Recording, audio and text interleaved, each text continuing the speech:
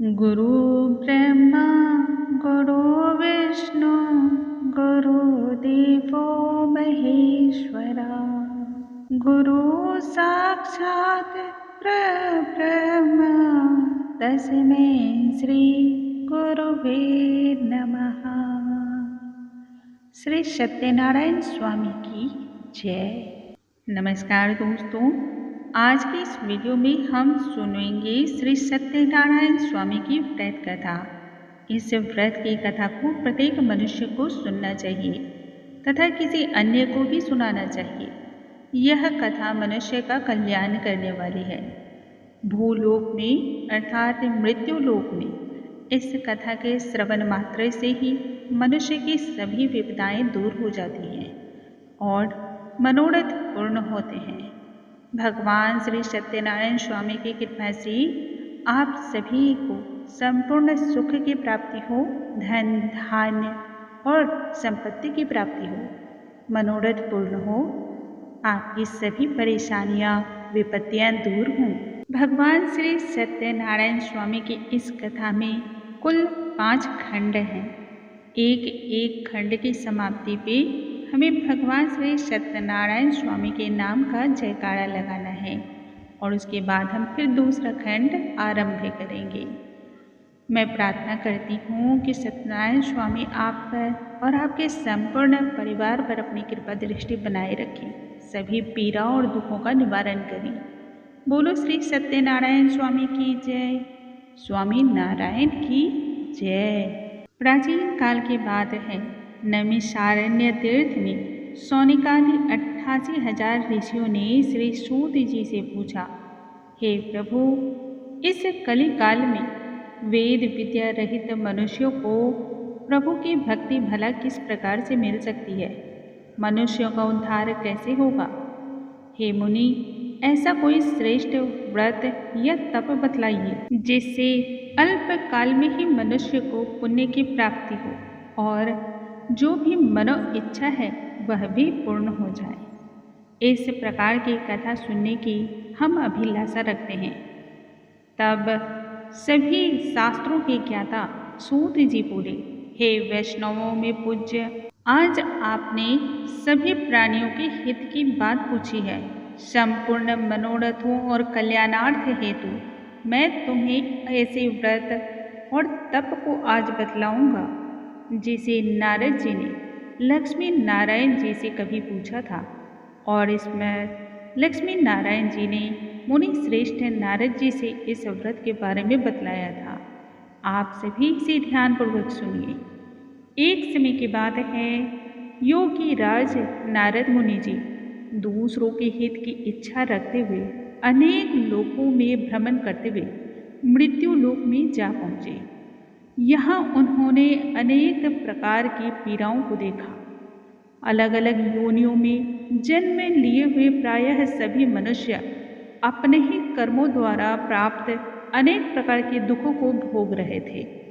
उनका दुख और पीड़ा को देख करके नारद जी सोचने लगे कि किस प्रकार का यत्न किया जाए जिसको करने से निश्चय ही मानव के सभी दुखों का अंत हो जाए। यह विचार और मनन करते हुए वह भगवान विष्णु के लोक में जा पहुँचे। वहाँ भगवान श्री हरि की स्तुति उन्होंने आरंभ की। कहने लगे, जिनके हाथों में शंख चक्र गदा और पद्म थे, गले में वरमाला पहने हुए हैं, उन भगवान की मैं स्तुति करता हूँ। हे प्रभु, आप अत्यंत शक्तियों से संपन्न हैं। मन तथा वाणी भी आपको पकड़ नहीं सकती है। आपका न तो आदि है, न ही मध्य और न ही अंत ही है। आप तो सभी भक्तों के दुखों को दूर करने वाले हैं। हे प्रभु, आपको हमारा कोटि कोटि नमस्कार है। नारद मुनि की यह स्तुति को सुनकर के भगवान श्री हरि प्रसन्न हो गए और कहने लगे, हे मुनि श्रेष्ठ, आपके मन में ऐसी क्या बात है, ऐसी कौन सी इच्छा है या किस कार्य हेतु आप यहाँ पधारे हैं, उसे आप निसंकोच कहें। भगवान श्री हरि के इतना कहने पर नारद मुनि बोले, हे प्रभु, मृत्यु लोक से आ रहा हूँ। वहाँ पर अनेक योनियों में जन्मे मनुष्य अपने अपने कर्मों के द्वारा पा रहे दुखों को भोग रहे हैं और उससे पीड़ा को प्राप्त कर रहे हैं। हे नाथ, यदि आप मुझ पर दया का भाव रखते हैं तो बतलाइए कि वो मनुष्य अल्प प्रयास से ही किस प्रकार से अपने दुखों से मुक्ति प्राप्त कर सकते हैं।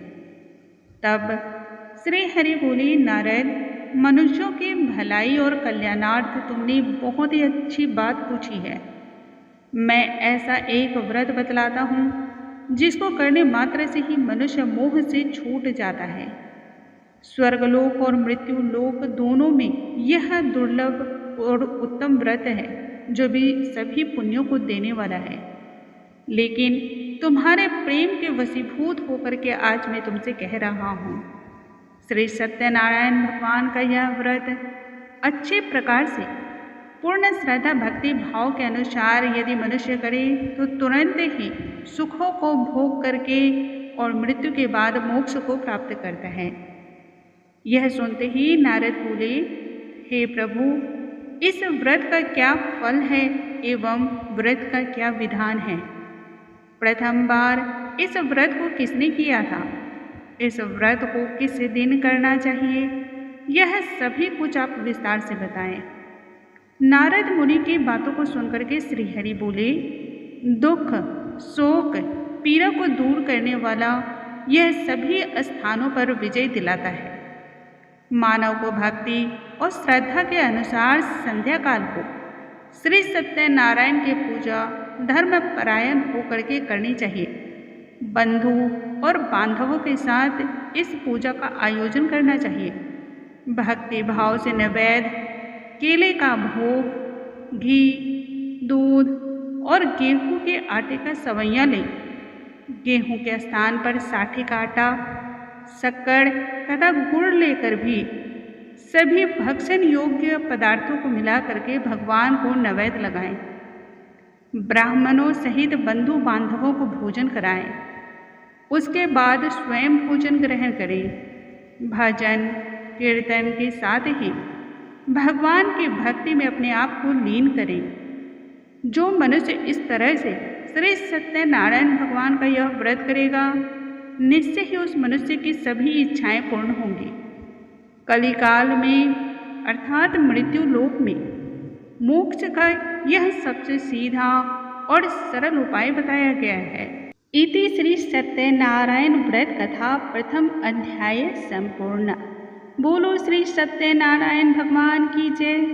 स्वामी नारायण भगवान की जय। द्वितीय अध्याय। सूत जी आगे कहते हैं, हे ऋषियों, जिसने पूर्व काल में इस व्रत को धारण किया था, अब उसका इतिहास कहता हूँ, ध्यान पूर्वक सुनो। सुंदर काशीपुरी नगरी में एक अत्यंत ही दीनहीन निर्धन ब्राह्मण रहता था। भूख प्यास से व्याकुल होकर के वह इधर उधर घूमा करता था। ब्राह्मणों से प्रेम करने वाले भगवान ने एक दिन ब्राह्मण का वेश धारण किया और उसके पास जाकर पूछा, हे विप्रवर, नित्य दुखी होकर के तुम इस पृथ्वी पर भला क्यों घूमते हो? इस पर दारिद्र्य ब्राह्मण बोला, मैं निर्धन ब्राह्मण हूँ और भिक्षा के लिए इधर उधर घूमता रहता हूँ। साथ ही ब्राह्मण यह भी बोला, हे प्रभु, यदि आप इसके निवारण का कोई उपाय जानते हो तो वह बतलाएं। यह सुनते ही वृद्ध ब्राह्मण बोले कि भगवान श्री सत्यनारायण स्वामी मन की इच्छाओं को पूर्ण करने वाले हैं, इसलिए तुम्हें उनका पूजन करना चाहिए। ऐसा करने से मनुष्य सभी दुख और पीड़ा से मुक्त हो जाता है। वृद्ध ब्राह्मण बनकर आए भगवान श्री सत्यनारायण स्वामी उससे निर्धन ब्राह्मण को व्रत की सारी विधि और विधान बता करके अंतर ध्यान हो गए। तब ब्राह्मण मन ही मन सोचने लगा, जिस व्रत को यह वृद्ध ब्राह्मण कहने को कर गया है, मैं उसे अवश्य ही करूँगा। ऐसा मन में निश्चय करके वह रात में सोने को चला गया, परंतु उस रात्रि उसे तो नींद ही नहीं आई।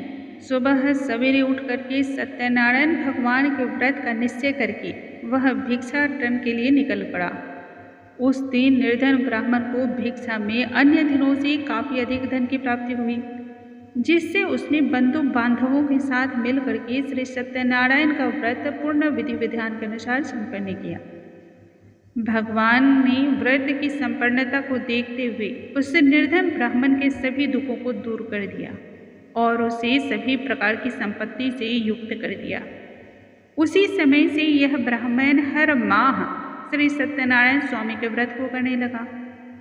इस तरह से श्री सत्यनारायण भगवान के इस व्रत को जो भी मनुष्य करेगा वह संपूर्ण पापों और पीड़ा से मुक्त होकर के मोक्ष को प्राप्त होगा। जो मनुष्य इस व्रत को करेगा उसके सभी दुख दूर हो जाएंगे। सूत जी आगे कहते हैं, इस तरह से नारद जी ने नारायण जी के मुख से सुना हुआ श्री सत्यनारायण का व्रत जो कहा वह मैंने तुम सभी से कह सुनाया। हे विप्रो, हे ब्राह्मण, मैं अब और क्या बतलाऊं। ऋषि बोले, हे मुनिवर, संसार में उस विप्र से सुनकर के और किस किस ने इस व्रत का पालन किया वह हम सभी जानना चाहते हैं और सुनना भी चाहते हैं। इसके लिए हमारे मन में श्रद्धा भाव है। तब सूत जी बोले, हे मुनियों, जिसने भी इस व्रत को धारण किया है वह सभी बतलाता हूँ।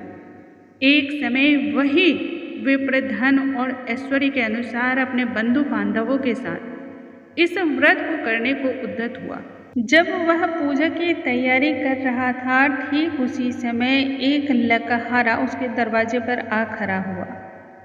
बूढ़ा तो था ही साथ भूखा और प्यासा भी था।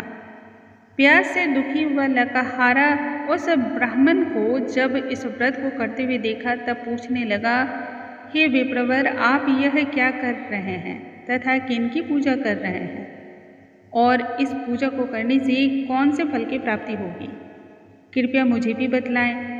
तब ब्राह्मण ने कहा, यह व्रत सभी मनोकामनाओं को पूर्ण करने वाला है। यह श्री सत्यनारायण भगवान का व्रत है। भगवान श्री सत्यनारायण के व्रत के प्रभाव से ही मेरे घर में धन धान आदि की वृद्धि हुई है। विप्र के मुख से श्री सत्यनारायण व्रत के बारे में जान करके लकहारा बहुत अधिक प्रसन्न हुआ।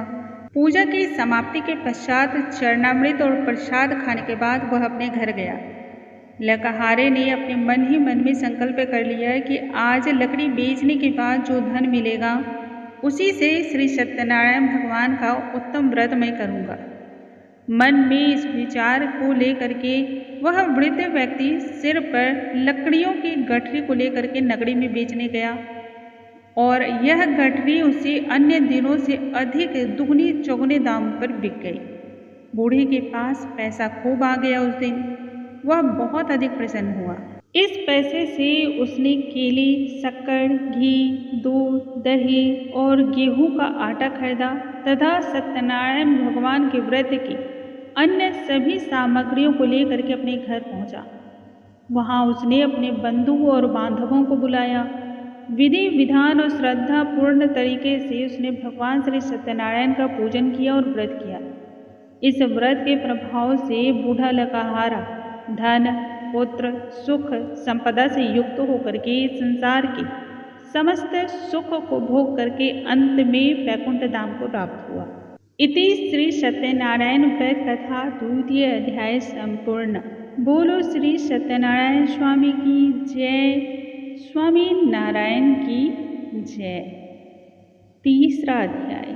सूत जी आगे कहते हैं, हे श्रेष्ठ मुनियों, अब मैं आगे की कथा बतलाता हूँ। पूर्व काल की बात है, उल्का मुख नामक एक बुद्धिमान राजा था।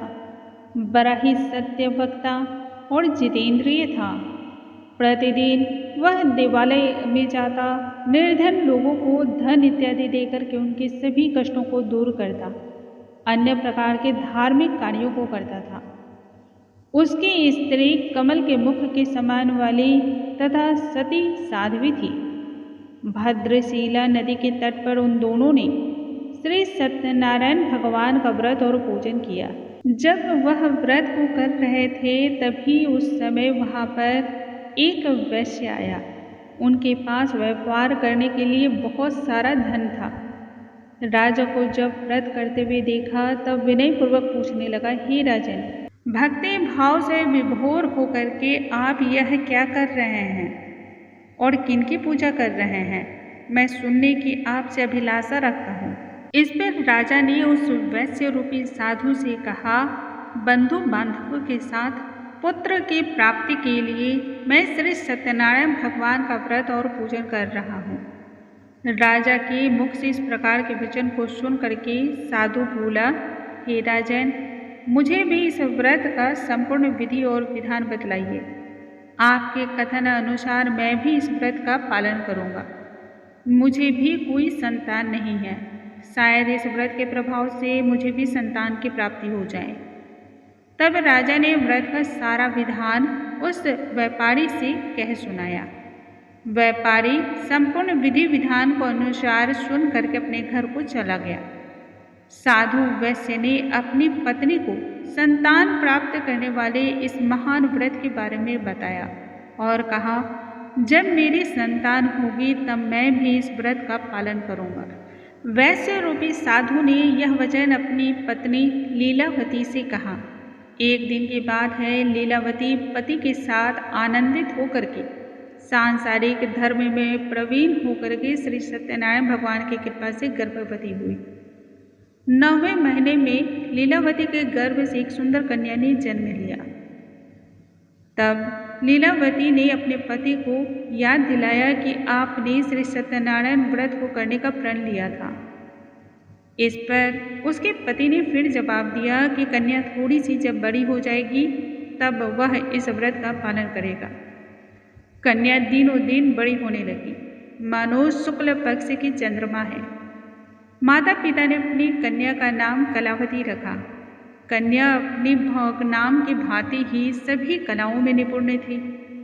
एक दिन की बात है, लीलावती ने मीठे शब्दों में अपने पति को फिर से याद दिलाया कि आपने श्री सत्यनारायण भगवान के व्रत को करने का संकल्प लिया था। उसे करने का समय आ गया है, अतः इस व्रत को पूर्ण कीजिए। इस पर वह वैश्य फिर बोला, हे प्रिय, मैं इस व्रत को कन्या के विवाह के अवसर पर करूँगा। इस प्रकार अपनी पत्नी को आश्वासन देकर के वह व्यापार हेतु दूसरी नगरी को चला गया। उधर कलावती पिता के घर में धीरे धीरे वृद्धि को प्राप्त हो गई। एक बार की बात है, उसकी कन्या अपनी सखियों के साथ खेल रही थी। तभी वैश्य को अपनी कन्या के विवाह का विचार आया। उसने तुरंत ही दूत को बुलाया और कहा, मेरी कन्या के लिए योग्य वर की तलाश कराओ। वैश्य की बात को सुन करके दूत कंचन नगर में जा पहुंचा और वहां देखभाल अच्छी तरह करके कन्या के योग्य सुंदर वानिक के पुत्र को लेकर आया। सुयोग्य लड़का को देखते हुए वैश्य ने बंधु बांधवों को बुलाया और अपनी पुत्री का विवाह उस लड़के के साथ कर दिया। वैश्य विवाह के वक्त भी श्री सत्यनारायण स्वामी का व्रत करना भूल गया। इस पर श्री सत्यनारायण भगवान ने अपनी लीला दिखलाई। अपने कार्य में कुशल वह साधु नामक वैश्य अपने जमाता सहित नाव को लेकर के व्यापार करने के लिए समुद्र के ही समीप स्थित एक नगरी में गया, जिसका नाम रत्नसारपुर था। दोनों ससुर और जमाई वहां पर राजा चंद्रकेतु के नगर में ही व्यापार करने लगे। एक दिन भगवान श्री सत्यनारायण जी की माया से प्रेरित होकर के एक चोर राजा का धन चोरी करके भाग रहा था। राजा के दूतों को जब अपने पीछे आते हुए देखा तब चोर घबरा गया और राजा के धन को उनकी नाव में रख करके वहां से भाग गया। नाव जहाँ पे थी वह तो उसी ससुर और जमाई की थी। जब राजा के धन को उसकी नाव में रखा हुआ देखा तब राजा के सैनिक उन दोनों को पकड़ करके राजा के दरबार में ले आए और कहने लगे, हमने 2 चोर पकड़े हैं, अब आप आज्ञा दें। राजा ने तब कहा, इन दोनों को कारावास में डाल दिया जाए। इस प्रकार से राजा की आज्ञा से उनको कठिन कारावास में डाल दिया गया और इसके साथ ही उनका जितना भी धन था उसे भी ले लिया गया। उधर श्री सत्यनारायण भगवान की लीला के अनुसार साधु नामक वैश्य की जो पत्नी थी लीलावती और पुत्री कलावती, वह भी घर पर बहुत अधिक दुख और पीड़ा को प्राप्त कर रही थी। उनके घर में रखा हुआ जितना भी धन था उसे चोर चोरी करके ले गए। एक दिन शारीरिक और मानसिक पीड़ा तथा भूख प्यास से परेशान होकर के अधिक दुखी होकर के भोजन की चिंता करते हुए कलावती एक ब्राह्मण के घर गई। वहाँ पर उसने देखा कि वह ब्राह्मण श्री सत्यनारायण भगवान का व्रत कर रहा है। वहीं पर बैठ करके कलावती ने तब व्रत की कथा सुनी और प्रसाद को ग्रहण किया और अपने घर लौट आई। पुत्री को घर आया हुआ देख करके कलावती ने कहा, हे पुत्री, तू अब तक कहाँ थी और तेरे मन में क्या है? तब कलावती ने कहा, हे माता, मैंने आज श्री सत्यनारायण भगवान का व्रत होते हुए देखा है और उसका पूजन करते हुए देखा है। कलावती के मुख से इस प्रकार के वचन को सुन करके लीलावती ने श्री सत्यनारायण भगवान के व्रत और पूजन को करने का निश्चय किया और उसकी तैयारी आरंभ कर दी। बंधु बांधवों को बुला करके श्री सत्यनारायण भगवान का व्रत और पूजन किया तथा उनसे वर मांगा कि मेरे पति और दामाद शीघ्र ही घर लौट आए। साथ ही यह भी प्रार्थना की कि हे प्रभु, हमारा जितना भी अपराध है उसको आप क्षमा करो, हम तो मनुष्य हैं, हमसे गलती हो गई है। श्री सत्यनारायण भगवान इस प्रकार के व्रत को देखते हुए संतुष्ट हो गए। उन्होंने राजा को उसी रात्र स्वप्न में दर्शन देते हुए कहा, हे राजन, जिन दोनों वैश्यों को तुमने बंदी बना रखा है वे निर्दोष हैं, उन्हें प्रातः ही तुम छोड़ देना। राजा से यह वचन कह करके भगवान अंतर्ध्यान हो गए। प्रातः काल राजा चंद्रकेतु जब जगा तब सभा में उसने सभी को अपना स्वप्न सुनाया और सैनिकों को आज्ञा दी कि दोनों वनिक पुत्रों को कैद से मुक्त कर दिया जाए और सभा में लेकर आया जाए। दोनों ने आते ही राजा को साष्टांग प्रणाम किया। राजा ने तब उनसे कहा, हे महानुभावों, तुम्हें भाववश ऐसा कठिन दुख प्राप्त हुआ है, किंतु अब तुम्हें किसी भी प्रकार का कोई भय नहीं है, तुम मुक्त हो। ऐसा कह करके राजा ने उनको सुंदर सुंदर वस्त्र और आभूषण उपहार में दिए तथा उनका जितना भी धन था उससे दुगुना धन लौटा करके आदर के साथ विदा किया। अब दोनों ही वैसे अपने घर की ओर चल पड़े। इति श्री सत्यनारायण भगवान तृतीय अध्याय संपूर्ण। श्री सत्यनारायण भगवान की जय। स्वामी नारायण भगवान की जय। चतुर्थ अध्याय। श्री सूत जी आके कहते हैं, हे मुनियों, वैश्य और उसकी जमाई ने मंगलाचार करके अपनी यात्रा आरंभ की और अपनी नगरी की ओर चल पड़े। अभी वह थोड़ी ही दूर बढ़े थे कि श्री सत्यनारायण स्वामी ने अपने वेश को धारण करके दंडी का वेश धारण किया और वैश्य से पूछा कि तेरी नाव में क्या है। अभिमानी वनिक हंसता हुआ बोला, हे दंडी, यह प्रश्न आप क्यों पूछ रहे हैं? क्या आपके मन में धन लेने की लालसा है? मेरी नाव में तो कुछ और नहीं, बेल और पत्ते ही भरे हैं। वैश्य का कठोर यह वचन सुन करके और अभिमान को देखते हुए दंडी रूप भगवान ने कहा, तुम्हारा वचन सत्य हो जाए। ऐसा कहते हुए वह वहाँ से कुछ दूर जा करके समुद्र के तट के निकट ही बैठ गए। दंडी महाराज के जाने के पश्चात वैश्य ने नित्य क्रिया से निवृत्त हो करके अपनी नाव को थोड़ी ऊंची उठा हुआ देख करके लहरों में हिलता हुआ देखा तो अचंभा किया। नाव में तब अच्छी प्रकार से देखने पर देखा कि वहाँ तो सिर्फ बेल और पत्ते ही भरे पड़े हैं। यह देख करके वह मूर्छित होकर के जमीन पर गिर पड़ा। होश में आने पर अत्यंत शोक को प्रकट करने लगा और रोने लगा। तब उसके जमाता ने कहा, आप शोक न करें, यह दंडी महाराज का श्राप है, अतः हमें उनकी ही शरण में चलना चाहिए, तभी हमारी जो भी मनोकामना है वह पूर्ण होगी। जमाता के मुख से इस प्रकार के वचन को सुन करके वैश्य दंडी महाराज के पास जा पहुंचा। भक्ति भाव से उन्हें प्रणाम किया और कहा, मैंने आपसे जो असत्य वचन कहे और जो अभिमान पूर्ण वचन कहे उसके लिए मैं आपसे क्षमा मांगता हूँ, मुझे आप क्षमा कर दें। यह कहते हुए वैश्य रोने लगा। तब दंडी भगवान बोले, हे वैश्यपुत्र, मेरी आज्ञा से तुझे बार बार दुख की प्राप्ति हुई है। तूने मेरी पूजा का संकल्प लिया था, परंतु पूजा से तुम विमुख हुए हो, इसी कारण तुम्हें बार बार दुख और पीड़ा हो रही है। तब वैश्य बोला, हे प्रभु, आपकी माया से ब्रह्मा आदि देवता भी आपके रूप को नहीं जान पाते, फिर मैं तो एक अज्ञानी मनुष्य हूँ, भला किस प्रकार से जान सकता। आप प्रसन्न होइए, मैं अपने सामर्थ्य के अनुसार आपकी पूजा करूँगा। आप मेरी रक्षा करें।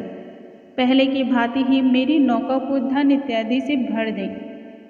भक्त के इस प्रकार के वचन को सुन करके भगवान प्रसन्न हो गए और उसकी इच्छा के अनुसार वर को दे करके अंतर्ध्यान हो गए। इसके बाद ससुर और जमाता दोनों ने नाव पर जब आकर देखा तो नाव पूरी तरह से धन से परिपूर्ण देखा। फिर दोनों ने भगवान श्री सत्यनारायण का पूजन किया, प्रसाद को ग्रहण किया और फिर दोनों अपनी नगरी की ओर चल पड़े।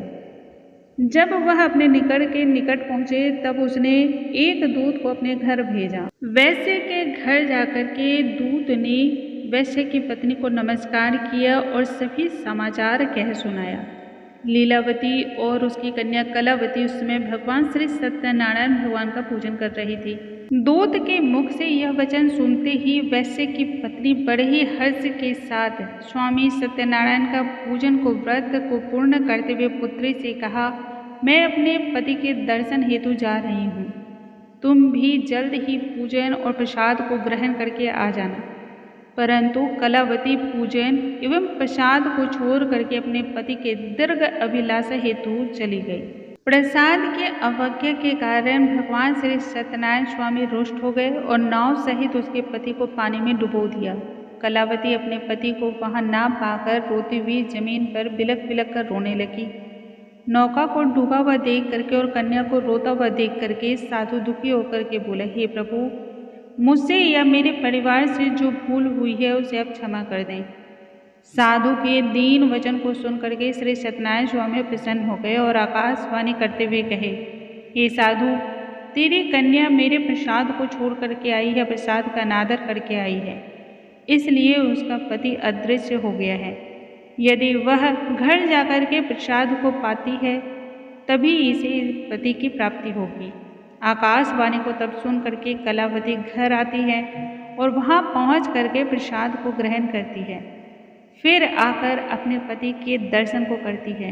इसके बाद बंधु बांधवों के साथ मिल करके श्री सत्यनारायण भगवान का व्रत और पूजन विधि पूर्ण श्रद्धा के अनुसार करती है। इस लोक के सभी सुखों को इस प्रकार से भोग करके स्वर्ग को प्राप्त होती है। श्री सत्यनारायण व्रत कथा का 4वां अध्याय संपूर्ण। बोलो श्री सत्यनारायण स्वामी की जय, स्वामी नारायण की जय। 5वां अध्याय। सूत जी आगे कहते हैं, हे ऋषियों, इसी संदर्भ में मैं तुम्हें एक कथा और बतलाता हूँ, उसे भी ध्यानपूर्वक सुनो। प्रजा पालन में लीन तुंगध्वज नामक एक राजा था। राजा ने भी इसी प्रकार से श्री सत्यनारायण स्वामी के प्रसाद को त्याग करके उनका अनादर किया। फलस्वरूप उसे भी अत्यधिक दुख और पीड़ा की प्राप्ति हुई। एक बार वन में जाकर के वन्य पशुओं को वह मार करके बर के वृक्ष के नीचे आया। वहाँ उसने ग्वालों को भक्ति भाव और बांधवों के साथ सत्यनारायण भगवान का पूजन करते हुए देखा, परंतु राजा अभिमानवश उस पूजा स्थल पर नहीं गया और न ही उसने भगवान को प्रणाम ही किया। जब ग्वालों ने राजा को प्रसाद दिया तब राजा ने प्रसाद भी ग्रहण नहीं किया, प्रसाद को वहीं छोड़ करके अपनी नगरी को लौट आया। जब वह राजा नगरी में पहुंचा तब तक सब कुछ तहस नहस पाया।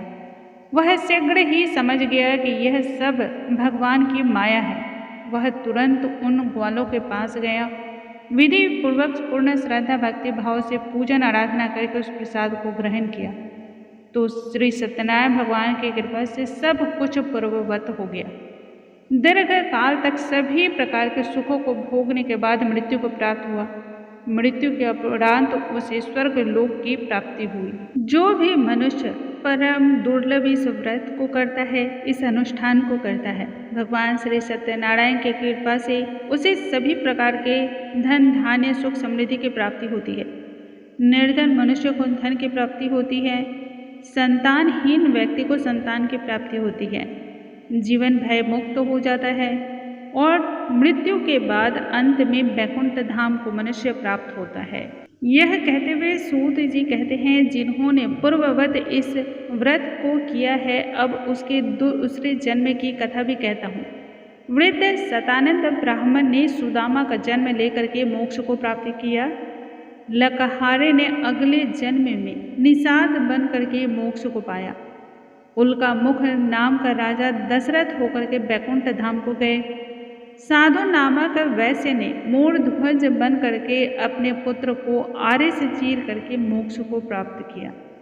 महाराज तुंगध्वज ने स्वयंभू होकर के भगवान में भक्ति युक्त होकर के कर्म किया और मोक्ष को पाया। इसी प्रकार से जो भी मनुष्य श्री सत्यनारायण स्वामी की सुव्रत कथा को सुनता है, पूजन और अनुष्ठान को करता है, निश्चय ही उसे सभी प्रकार के सुख की प्राप्ति होती है। स्वामी श्री सत्यनारायण भगवान उनकी सभी पीड़ाओं का हरण करते हैं। बोलो श्री सत्यनारायण भगवान की जय। स्वामी नारायण भगवान की जय। श्री सत्यनारायण व्रत कथा का 5वां अध्याय संपूर्ण। स्वामी नारायण नारायण हरि हरि, जप लो नारायण नारायण हरि हरि हरि हरि, रट लो नारायण नारायण हरि हरि हरि हरि। दोस्तों, आज के इस वीडियो में हमने सुना श्री सत्यनारायण व्रत की व्रत कथा। कल के वीडियो में नई जानकारी के साथ हम फिर से मिलेंगे। तब तक के लिए नमस्कार दोस्तों।